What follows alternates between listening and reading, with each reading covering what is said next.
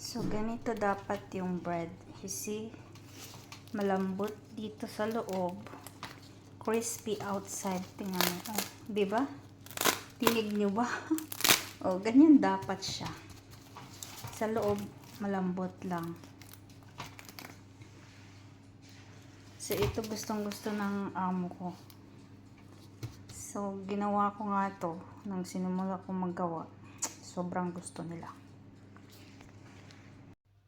For today's ganap, i-share ko nga sa inyo yung isang recipe na nagawa ko ng Ramadan na as in sinabihan talaga nila ako, ang ganda ng compliments. Ang sabi talaga, are you sure hindi ka nagtatrabaho ng restaurant or somewhere?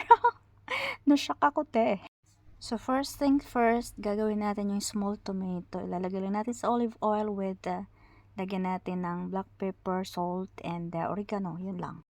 Ito ang cheese mixture. Ilalagay ko na lang dyan kung anong mga nilagay ko in a food processor. So ayun na nga, in-arrange ko na siya sa lagayan at saka nilagay ko yung sa ibabaw ang tomato na may olive oil. And charan, ganun na. Ganun lang siya. And of course, mayroon tayong tinapay kasi para siyang sausawan, isasawsaw mo siya yung tinapay doon sa cheese mixture. As in, tinagustuhan talaga nila kasi yung texture ng tinapay is crunchy outside and sa middle niya is very soft talaga. So, abangan para sa recipe ng tinapay.